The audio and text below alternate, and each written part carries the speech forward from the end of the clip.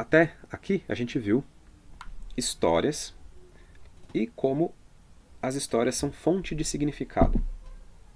A gente também já teve um vislumbre de como o significado aponta para o sagrado, está associado ao sagrado. A ausência de significado leva ao profano. A abundância de significado leva ao sagrado. Até aqui tranquilo. Comentário, dúvida?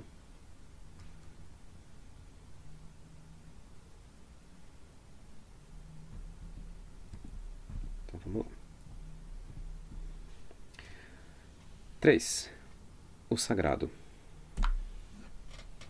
Assim como as histórias são a porta para o significado é a porta para o sagrado. Certo?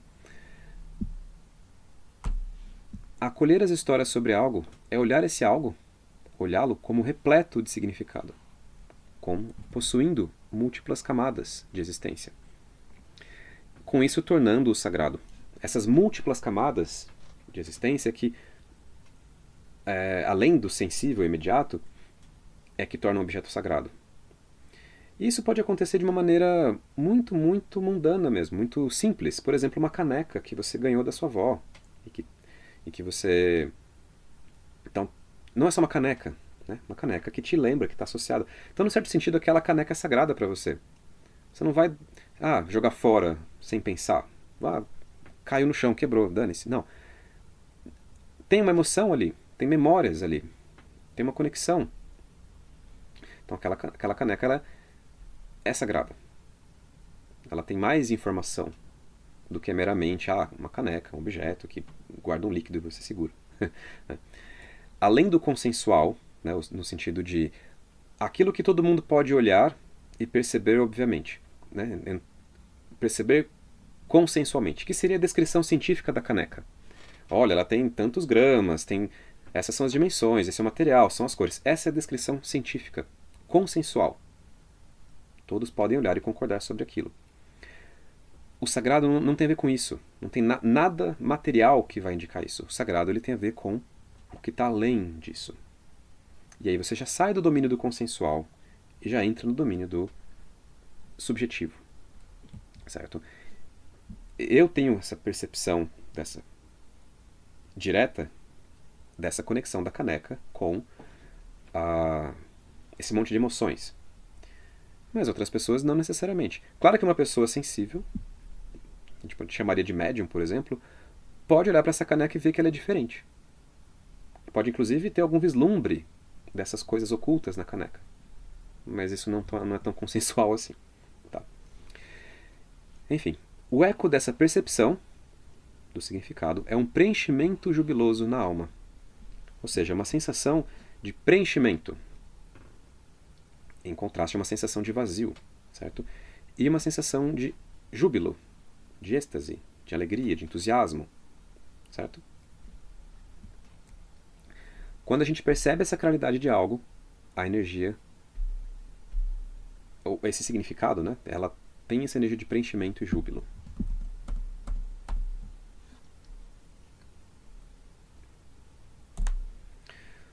Porém, reificar essas histórias, ou seja, vê-las como literais, sólidas e definitivas, é uma perigosa ilusão que leva ao fanatismo. O que é reificar? A reificação é quando eu olho para algo como se ela fosse sólida. A reificação tem a ver com solidez, assim como nilificação tem a ver com esvaziamento. Eu olho para algo como vazio. Por exemplo, um holograma. Se eu não sei que é um holograma e eu estou olhando para esse holograma, estou reificando, ou seja, olhando para ele como se fosse real, esse holograma vem para me dar um soco, por exemplo, o meu corpo ele pode liberar adrenalina, eu me recolho todo, eu posso inclusive tropeçar, cair e morrer. Ou seja, eu estou olhando e reagindo para aquela coisa como se ela fosse sólida. Como no filme do Matrix. Ali, né? Dentro da Matrix, se a pessoa leva um tiro, ela morre na vida real. Porque ela está reificando, experienciando aquelas coisas como sólidas. Agora, se eu olho para o holograma e e enxergo ele como um holograma, ou seja, eu esvazio ele de solidez, eu posso deixar o holograma me esfaquear ali, né, que tá tudo bem. É uma imagem, uma ilusão, certo? Então, reificar, olhar como real, sólido, no caso de uma história, tem a ver com literalizar aquela história. Ou seja, jogar de fato a metáfora, a analogia, o simbolismo, certo? Como, por exemplo, você pega lá um mito, sei lá, Moisés abrindo o mar Vermelho, ali abrindo os mares. Você pode achar que literalmente aconteceu aquilo, né? Isso é uma reificação da história. Ou você pode achar que aquilo é simbólico, né? Que aquilo... ah, o que é a abertura do mar? O que é o afogamento dos exércitos do Egito, no sentido simbólico? Enfim, você pode olhar para uma história como literal ou não. Quando você olha como literal, você está reificando. Só que quando você literaliza,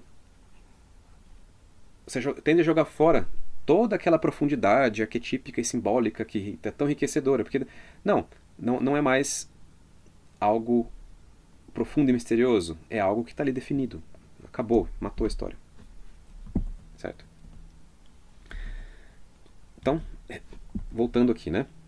Olhar as histórias, reificar essas histórias sobre as coisas é uma perigosa ilusão que leva ao fanatismo. Essas mesmas histórias ali que deram significado e sacralidade para um bosque, né? Falando, olha, o bosque é cheio de espíritos, é cheio de elementais. Olhar para essas histórias de maneira definitiva e literal é ilusão também. Certo? Que leva ao fanatismo. Como lá, né, o povo gratiluz que acredita em tudo e faz aquela salada de coisas. Porque está reificando um monte de coisas, literalizando um monte de coisas contraditórias, e aquilo vira uma salada dentro da cabeça da pessoa. Né? Uma vez que, se você olhar no mundo simbólico, de uma forma abstrata, aí sim as coisas, essas várias histórias contraditórias, podem ser conciliadas, mas pelo abstrato, não pela literalização. Né? E o outro extremo também é ilusão, ou seja, você olhar para as histórias como vazias, como isso aí é superstição, isso aí é uma bobagem de mentes simplórias, mentes primitivas. Porque assim como é assim que os filósofos, né, a academia tenderam, especialmente na era vitoriana ali, tenderam a olhar para as histórias sobre as coisas. Inclusive tem a dualidade entre o logos e o mitos, ali, a falsa dualidade, que aparece desde a mitologia antiga, da filosofia antiga, clássica.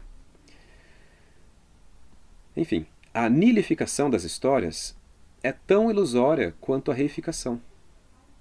Só que é a ilusão oposta, né? É uma ilusão que leva à depressão. O que você prefere, fanatismo ou depressão? Eu prefiro nenhum dos extremos, né? Prefiro estar no meio entre elas. Gente, isso é muito importante, especialmente para quem está num caminho de desenvolvimento mágico, espiritual, porque a gente vai trombar o tempo todo com sistemas. Sistemas são histórias também. A Kabbalah, a Árvore da Vida. É muito fácil, por conta do poder sintético ali da Árvore da Vida, eu olhar e falar, nossa, é isso, a realidade é isso, literalmente. Não, é só um mapa. É só um sistema. E ainda assim é um sistema multidimensional que eu não vou conseguir chegar numa descrição adequada. Mas ainda assim é um mapa. Né? Mesmo considerando toda essa complexidade inalcançável, inatingível, ainda é só um mapa. Tá? Da mesma forma, olhar para essas coisas e... misticismo supersticioso. Isso aí não é científico. Também é uma bobagem. Porque mapas são úteis. Né? É muito fácil a gente, né, entrar nesses estudos e trombar com reificação. E com essa tentação também de reificar. Eu mesmo já passei muitos anos reificando sistemas. E é isso. Item 20. Pelo olhar de quem olha, todas as coisas podem ser consagradas ou profanadas. Esse é profundo. Porque justamente olhar não é ver, tá? Existe uma diferença entre olhar e ver. O ver só é possível ver em estado de iluminação, ver as coisas como elas são. O olhar pressupõe um viés, um óculos de realidade, uma maneira de olhar. O ver é uma coisa completamente aberta, com o peito aberto para a realidade como ela é. O olhar é uma coisa ativa. Estou buscando algo, estou olhando algo. Então, dependendo de como a pessoa olha para algo, ela pode ver aquilo como sagrado, ou como profano, ou como satânico, maligno, né? Inclusive. Por isso que se recomenda. Esse é um dos motivos, na verdade, pelo qual a gente se recomenda que itens pessoais, itens que sejam sagrados pra gente, especialmente itens consagrados, sejam guardados de olhares profanos. Ou de todos os olhares. Tem algumas recomendações nessa direção. Porque uma pessoa, quando ela olha para aquele objeto, ela está projetando algo ali também. E você não quer que uma pessoa projete algo profano num objeto que para você é sagrado. Então a gente tem que proteger, certo? Isso vale para a internet também. Mas enfim. O sábio aprendeu a reificar e a nilificar à vontade uma história. Significa que se eu estou reificando, eu não estou reificando 100%, eu reifico de brincadeira. Né? Eu aprendi a olhar como sólido e aprendi a olhar como vazio. E eu consigo dançar entre essas duas coisas. Eu não caio nem de um lado nem de outro. Certo? Pois um dia esvaziou-se de todas elas. Esvaziou-se delas e, percebendo não ser nenhuma, apoderou-se de todas. Esvaziar-se de todas as histórias é o objetivo da meditação, no fim das contas. O primeiro grande objetivo da meditação. O silêncio mental é o silêncio das narrativas. Na ausência de narrativas não existe ego. Sem ego, não existe distorção da realidade. E você, enfim, consegue ver as coisas como elas são. E que se abriu o mistério. E exatamente quando você percebe que no fundo você não é nenhuma história, ou seja, que você não é o seu ego, você não é nenhum personagem que nenhuma história pode contar. Você está além de tudo isso. Você é fonte dos personagens e não nenhum personagem. Significa que agora você pode usar as histórias. Apoderou-se de todas. Antes as histórias te dominavam, te escravizavam. Né? Em especial, essa história sobre si mesmo que chama ego. A história que a mente conta sobre ela própria. Nesse momento em que você se esvazia de todas, e tem esse insight da vacuidade, né, de shunyata, você ganha poder sobre as histórias, você passa a contá-las com liberdade, contá-las a seu favor. E adquiriu, digamos, o poder sobre os personagens. Em especial,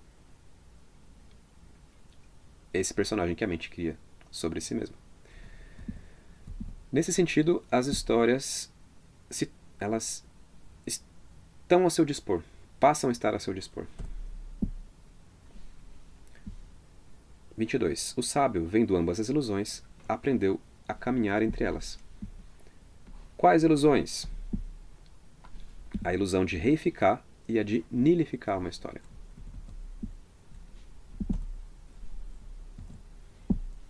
Certo? Olha para o mundo e, ao invés de vazio, reconhece a profundidade infinita das coisas. Ao invés do cheio, reconhece seu infinito potencial de significado. Exatamente entre esses dois extremos, né? O 0 e o 1, o cheio e o vazio é que a experiência acontece. Então, a experiência da vacuidade, lá, o não ser,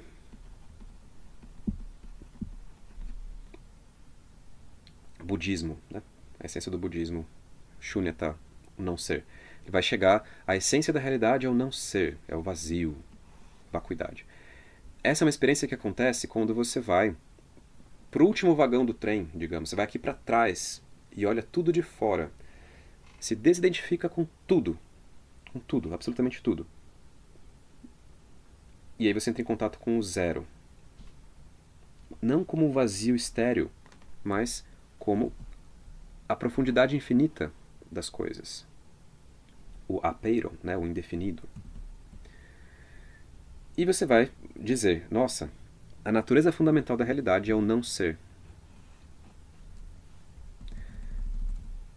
Ou, o contrário, você vai para o primeiro vagão do trem. Ou você vai para o primeiro vagão do trem e tem a experiência da totalidade das coisas, da unidade, da totalidade. Então são aquelas experiências de consciência universal, que é a absoluta presença. Num certo sentido, o zero, né, é a ausência. Você está se desidentificando, está fora do mundo. O um é a presença. Você se identifica com a totalidade. Certo? É entre essas duas experiências absolutas, extremas, que a experiência acontece. Tá? Porque a sensação do um, né, você está aqui indo para frente, preenchendo o mundo. Aqui você está se esvaziando do mundo. E o um é justamente o infinito potencial de significado. É o infinito preenchimento, né, das coisas.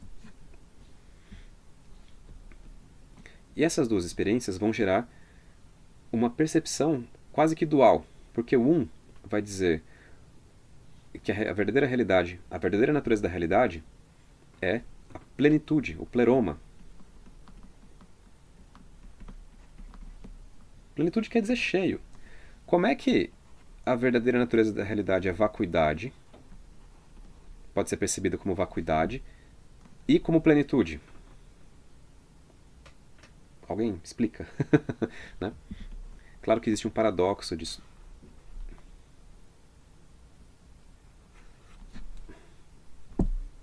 Não. E é sobre esse paradoxo que esses itens estão... É para ele que esses itens estão apontando.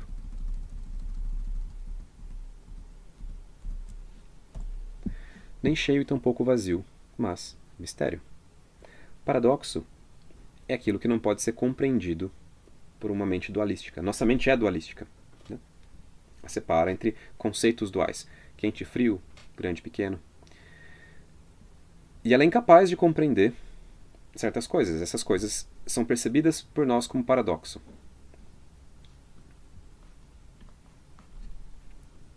E eles apontam para justamente a natureza fundamental da realidade, que é o mistério. Nem cheio e tão pouco vazio.